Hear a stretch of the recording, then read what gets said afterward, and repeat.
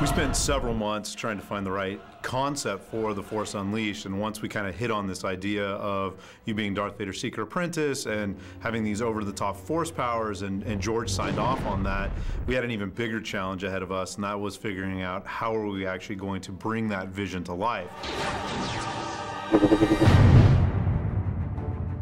The power of the next-gen systems has allowed us to integrate 3 very complex and robust simulation technologies into The Force Unleashed. Havok is a technology that we used for our underlying physics system. It's a very robust physics engine that allows us to move a great number of objects on the screen at any given time. That's one part of the 3 different physics simulations that we're bringing to bear on The Force Unleashed. Euphoria, which is one of the new technologies that we're integrating into the game, is actually true biomechanical AI. Euphoria is the tech that enables us to take an animated character, and when something unexpected happens or when they're being picked up into the air, they actually can reach for things, and it's second nature to the character. They have a sense of self-preservation, a sense of awareness, and what that does for the player is it ensures that no 2 reactions are ever the same. If you're using the Force to grab a crate and you want to slam it into a Stormtrooper's face, for instance, what's he going to do? Well, he has Euphoria, which is behavioral AI. So he could duck the crate, he could dive out of the way of the crate, he might even grab onto the crate. You never know how they're going to react, you just know that they are going to react.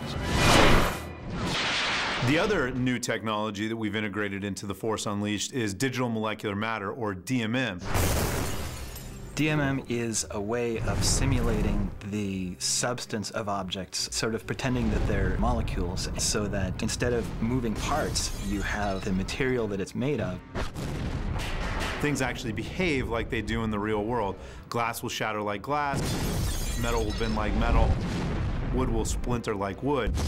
And that creates a very authentic and interactive environments and ensures, again, that you don't see the same thing twice. The difficulty came in getting all 3 of those systems, Havok and Euphoria and DMM, to work together, because they're 3 very different simulations. Even though it was difficult, it was really important for us to focus on simulation-based gameplay, because we really feel that that does offer, you know, kind of new and unique experiences for the player. Simulation-based gameplay is essentially unpredictable. You don't know exactly what's going to happen. You start getting in this situation where you're losing a little bit of the control, and you don't exactly know how it's going to play out. Just to give you an example of how complex this gets, if I take a crate and I throw it into another crate, Havok kind of tells the game everything it needs to know about that crate. Its mass, its size, when I throw it, the velocity that it's traveling at.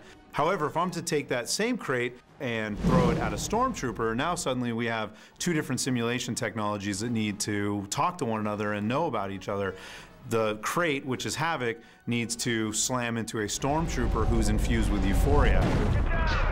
And now that character with Euphoria needs to know how fast that crate was moving, what direction it was coming, the velocity, the size of the crate, the weight of the crate, all the different things that kind of a normal physics simulation would need to know.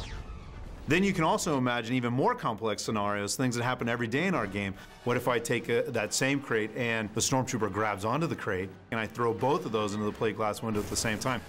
We've got all 3 now talking to each other.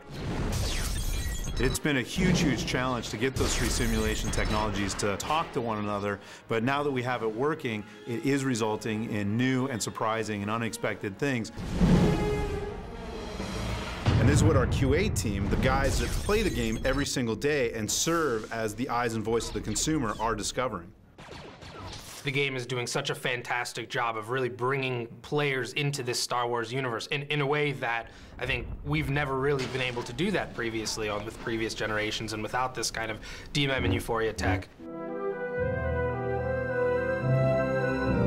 One of the original visions that we had at a concept art stage was having a large, almost albino white, evil-looking Rancor come pounding through the forest and actually separate and push apart some soft-body DMM.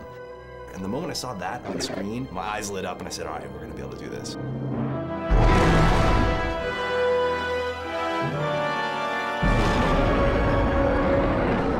point right now where all these kind of pieces of the game are coming together, and it is creating this really kind of cohesive, authentic Star Wars experience. When the player steps into that world, this is going to be the first time that they stop and go, oh, I'm in Star Wars. I think there's just a ton of moments in this game where you kind of play and you get this really full kind of idea of what the Force is. The way the game is set up, the way we're integrating those technologies, you're not playing something you've played before. You're literally playing something that has not been in a game before. So it's a lot of fun to explore that. I think that when you finally pick up the controller and you're actually immersed in this game, you're going to feel like you are in the Star Wars galaxy, that you are inhabiting this character of Darth Vader's Secret Apprentice. And that's an end result of us bringing together all these technologies and all the hard work of so many different team members and so many different disciplines.